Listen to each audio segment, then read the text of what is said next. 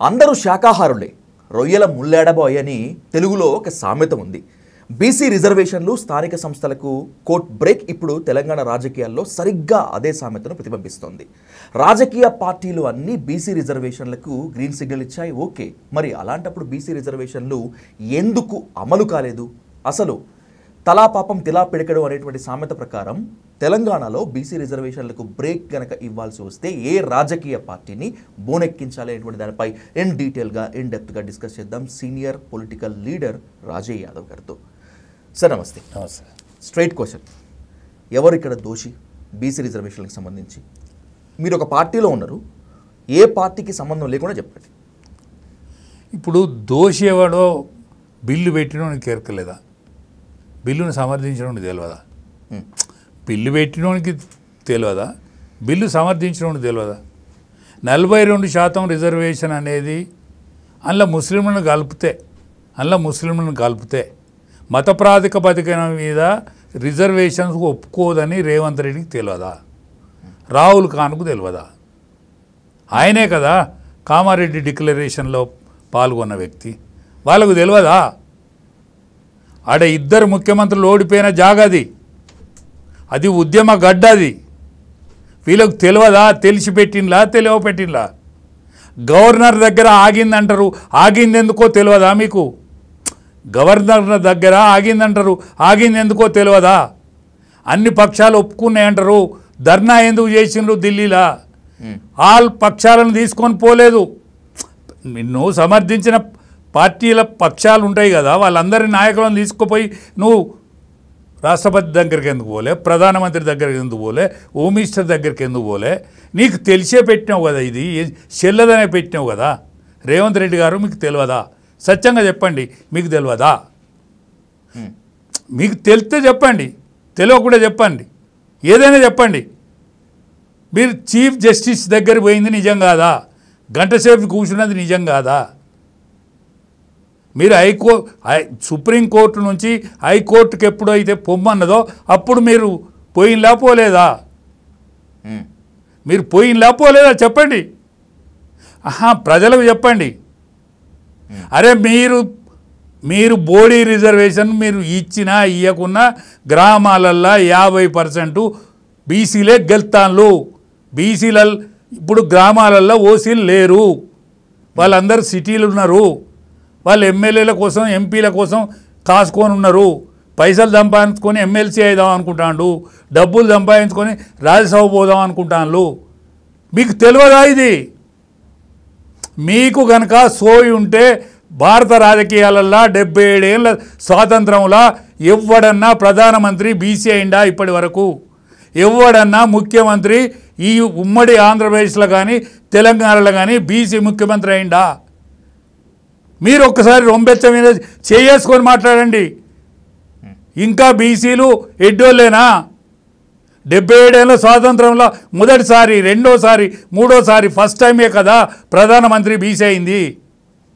ఇవాళ సువిశాలమైనటువంటి మధ్యప్రదేశ్కు బీసీ ముఖ్యమంత్రి అయింది, బీసీ ముఖ్యమంత్రి అయింది మొదటిసారే కదా. ఇవాళ జాట్స్ పరిపాలించిన రాష్ట్రం ఇక్కడ ఆంధ్రప్రదేశ్ను కానీ తెలంగాణను కానీ రెడ్లు రావులు ఎట్లయితే పరిపాలించినలో జాట్స్ పరిపాలించిన రాష్ట్రం ఏదైతే ఉన్నదో ఇవాళ హర్యానా రాష్ట్రాన్ని ఒక బీసీ ముఖ్యమంత్రి పరిపాలిస్తాడు కదా. ఒరిస్సా రాష్ట్రాన్ని రాజులు పరిపాలించిన ఒరిస్సా రాష్ట్రాన్ని ఒక ఎస్టీ పరిపాలిస్తాడు కదా. ఇవాళ తమిళనాడులో ఆనాటి నుంచి ద్రవిడ మున్నేటక కడజం అనేటువంటి పార్టీ తెలిసి బీసీనే అక్కడ అవుతుంది కదా. ఎప్పటికి బీసీ ముఖ్యమంత్రే కదా. కర్ణాటకలో బీసీ ముఖ్యమంత్రే కదా. రేవంత్ రెడ్డి గారు మీరు పెట్టిన ఖర్చు సరిపోదా? ఇప్పటికి మీరు దిగి ఇవాళ మీ ప్రెసిడెంట్ని చేయండి ముఖ్యమంత్రిగా. ఉప ముఖ్యమంత్రి ఎందుకు చేసినావు? ఆయన కాంగ్రెస్ను పట్టుకొని ఏడ్చిండే, ఆయన కావద్దా ముఖ్యమంత్రి? నువ్వు ఏ హక్కుతోనైనా నువ్వు ముఖ్యమంత్రిగా నీకేముండే? నువ్వు సమైక్యవాది తెలుగుదేశం పార్టీలో పెరిగినావు కదా. సరే కేసీఆర్ వద్దనుకుంటే ఆ దుర్మార్గుడు మళ్ళీ రావద్దురా అనుకొని ప్రజానీకం అనుకుంటే కదా నువ్వు ముఖ్యమంత్రి అయింది. కాంగ్రెస్ పార్టీలో ఉన్న లోపులను తెలుసుకొని ఆ బలహీనతలు తెలుసుకొని ఆ బలహీనత మీద కూడా ఆట ఆడుకొని నువ్వు 22 ఏళ్ళు ముఖ్యమంత్రిగా ఉన్నావు కదా. ఒక పులి పరిపాలించిన 6 రోజులు పులి కూర్చోలే దాని మీద. బక్క పులి 6 రోజులు కూర్చోలే. సెక్రటరియట్ను కూలగొట్టి కట్టి తాజ్మహల్ లాంటి సెక్రటరీ కట్టుకొని 6 రోజులు కూర్చోలే. అటువంటి దాని మీద 22 నెలలు కూర్చున్నావు చాలదా? ఇప్పుడు ఎప్పుడైనా బీసీ ముఖ్యమంత్రిని చేయి, బీసీ ముఖ్యమంత్రిని చేయి. నీకు చిత్తశుద్ధి ఉంటే బీసీ ముఖ్యమంత్రిని చెయ్యి. రాహుల్ గాంధీ గారా లేకపోతే రాహుల్ ఖాన్ గారా వారైనా ఆదేశించండి. ఇప్పటికైనా బీసీ ముఖ్యమంత్రిని చేయండి. ఒక మహిళా బీసీ ముఖ్యమంత్రిని చేయండి. అర్హులు కలిగిన వాళ్ళు ఉన్నారు, అర్హత కలిగిన వాళ్ళు ఉన్నారు. లేకపోతే ఎస్సీ సామాజిక వర్గం కలిగిన ఉప ముఖ్యమంత్రిని ముఖ్యమంత్రి చేయండి. మీ చిత్తశుద్ధికి నిదర్శనం అది. మీకు చిత్తశుద్ధి ఉంటే చట్టసభలలో సీట్ల కోసం ప్రయత్నం చేయండి. మేము ఎట్లయినా గ్రామాలలో మీరు లేరు, మేము గెలుచుకుంటాను 50% సీట్లు, 50 కంటే ఎక్కువ గెలుతాను. ఎందుకు అక్కర్రాని జడ్పీటీసీలను, సర్పంచ్లను, ఎంపీటీసీలను మాకు ఇడిచిపెట్టి మీరు రాజ్యాధికారంలో మీరు ఉంటారా? 5 valuable questions and points raise చేశారు రాజా యాదవ్ గారు. మీరు ఖచ్చితంగా డీప్గా డిస్కస్ చేయాల్సిందే. దానికన్నా ముందు ఒకటే స్ట్రైట్ క్వశ్చన్ చెప్పండి. బీసీ రిజర్వేషన్లు ఎట్లాగా కూడా అప్లికేబుల్ కావు, రాజ్యాంగ విరుద్ధము, కోర్టుల్లో నిలబడవని తెలిసే బీసీలతో డ్రామాలు ఆడేందుకు రేవంత్ రెడ్డి ఈ రిజర్వేషన్ అంశాన్ని తెరపైకి తీసుకొచ్చాడు అనేటువంటిది మీ స్ట్రైట్ ఆరోపణ? స్ట్రైట్కి వచ్చాను. అంటే రాజకీయ నేతల డ్రామాలు వాడితే తెలుసుకోలేనంత అమాయక స్థితిలో బీసీలు ఉన్నారా? ఇవాళ లేరు. ఇవాళ ఉంటే ఇవాళ బీసీ ఐడియాలజీ గింతగనం పెరిగేది కాదు. ఇవాళ లేరు. అన్నీ కానీ మనోడు ఉండాలే. ఇవాళ నేను మీ ఛానళ్ళలో మాట్లాడతానండి. నేను మామూలు కార్యకర్తను, రాజకీయాలలో ఉన్నా. నేను 20 ఏళ్ళు ఉద్యమంలో పనిచేసిన, అంతకంటే ముందుగా బీజేపీలో పనిచేసిన. ఇప్పుడు నేను బీజేపీలో ఉన్నా. బీజేపీలో నన్ను ఎవడు కానడు, పిలుచుడు కూడా పిలవడు. మీ ఛానళ్ళలో మాట్లాడుతుంటే నేను సావుకు పోయినా, పెళ్ళికి పోయినా, పేరంటానికి పోయినా నాతో ఫోటోలు దిగుతాను. అంటే మావోడు ఒకడు ఉన్నాడు కాడ. అరే మానోడు కనిపిస్తాండ్రా, ఎందుకంటే పేపర్ చదువుతలేరు, ఇవాళ టీవీ చూస్తలేరు. తెల్లారు లేతే సెల్ చూసుకుంటాను. సెల్లులో నా ఫోటో కనిపిస్తుంది.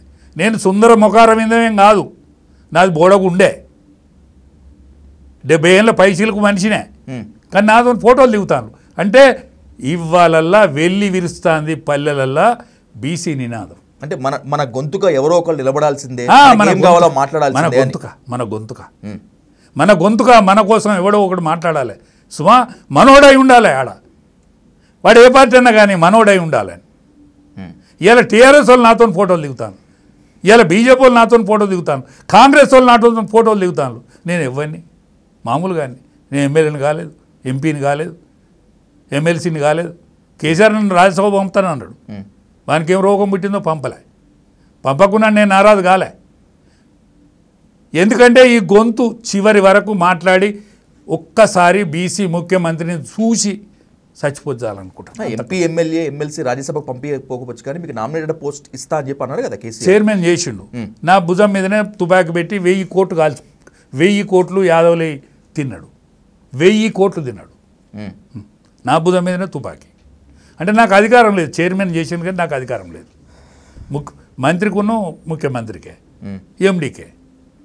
ఎండీ స్థాయి వాళ్ళు జైలు పోయాను కానీ ఇంకా మంత్రి స్థాయి వాడు పోతలేడు. మా యాదవుల సొమ్ము తిన్నోడు ఎవడు పైకి రాడండి. గొర్రెల స్కామేనా? గొర్రెల స్కామ్. మా యాదవుల సొమ్ము తిన్నోడు ఎవడు పైకి రాడు. కేసీఆర్ అనేది. నేను అప్పుడప్పుడు మేమిద్దరం కలిసి అనేక రోజులు కలిసి ఉండేది. నైట్ పూట ఆయన బండుకోబెట్టినప్పుడు నాతో పాటుగా మేము బండుకోబెట్టినప్పుడు ఆయనకు మనిషి కావాలి. నైట్ అయిందంటే దాన్ని డ్రింక్ చేస్తాడు. కొంచెం డ్రింక్ చేసినాక పండుకోబెట్టాలంటే నా భుజం మీదనే చేసుకొని పోయేది. కానీ కాలం జరిపేందుకు మాత్రం శోభ గారు రావాలి తప్పకుండా. శోభ గారు వచ్చి కాలు జరిపేది. ఎందుకే నీ తాగి ఉన్నాం మనం, ఇప్పుడు కాలు జరుపుతాం నేను జరుపుతా తీరాలంటే ఆ ఎర్రగొల్లోడు కనుక కాలు ముట్టుకునేది ఉంటే, బాబనోడు ముట్టుకున్నా ఏం లేదు, కానీ ఎర్రగొల్లోడు ముట్టుకుంటే నాశనం అయిపోతా అని చెప్పేది.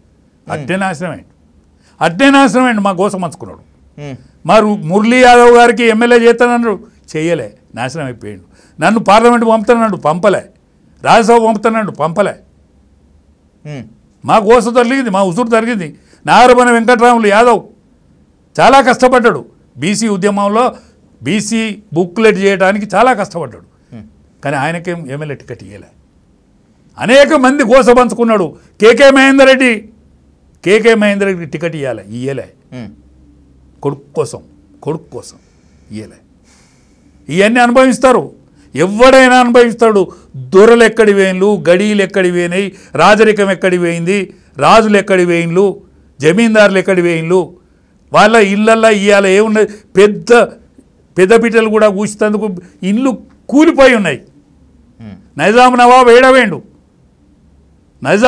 ఏడవేండు, రజాకారుల దుర్మార్గాలు చేసిన వాళ్ళు ఎక్కడున్నారు.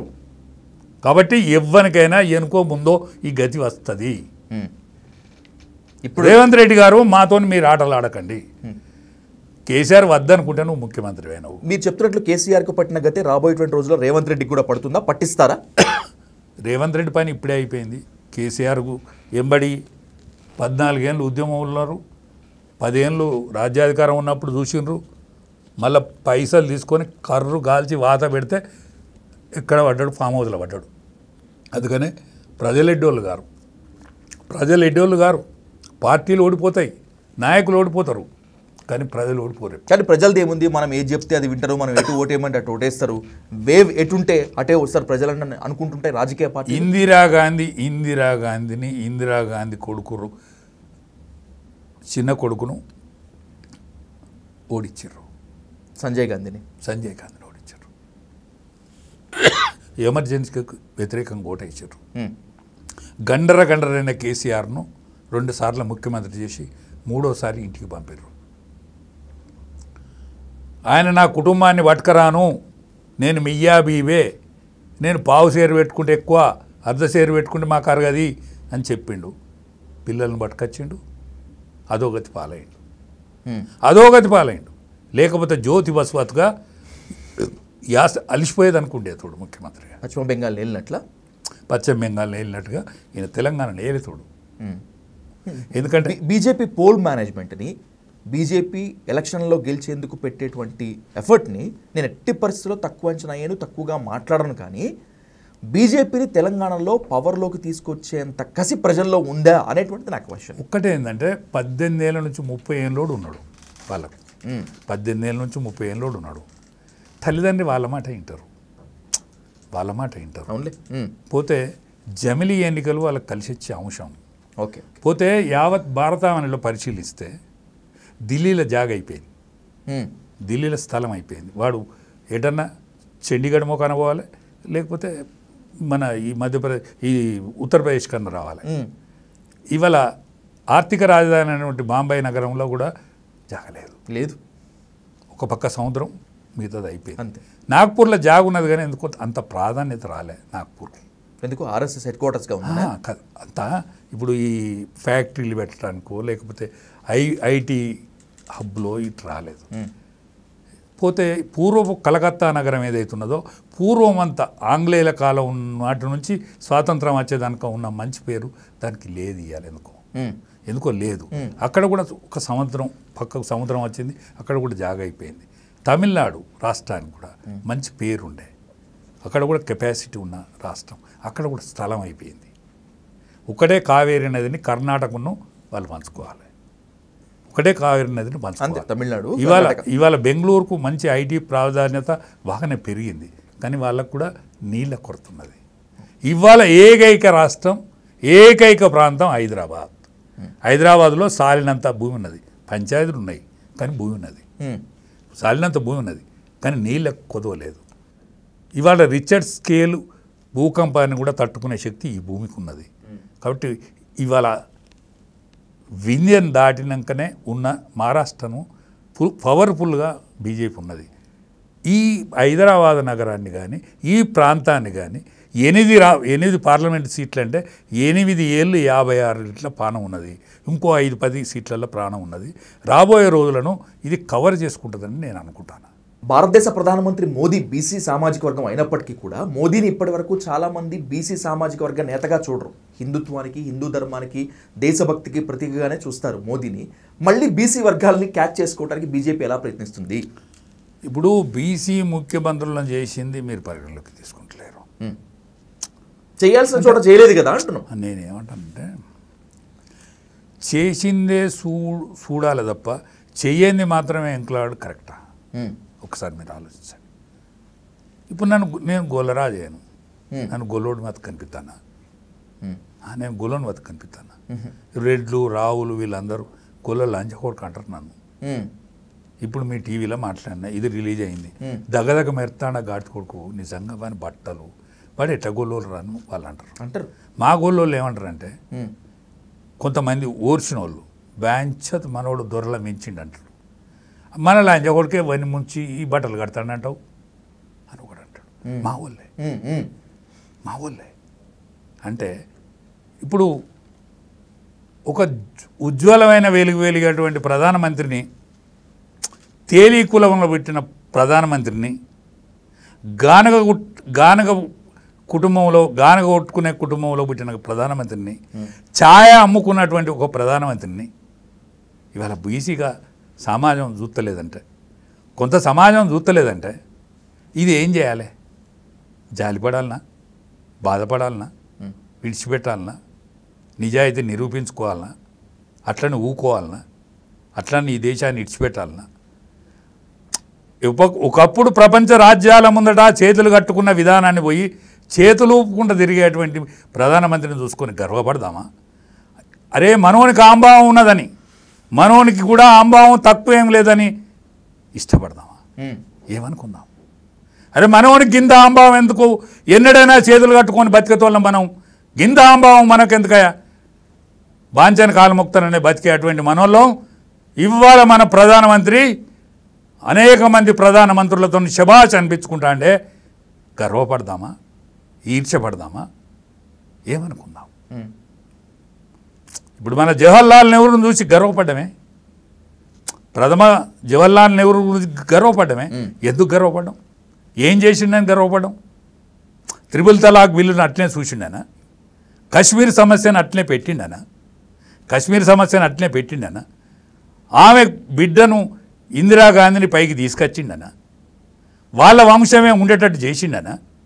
ఎందుకు ఆయనను చూసి గర్వపడతాను? ఎందుకు ఈయనను చూసి బాధపడతాను? ఇది సమాజం ఆలోచించుకోవాలని నా విజ్ఞప్తి. ఈ సమాజం ఆలోచించాలి అని నా విజ్ఞప్తి.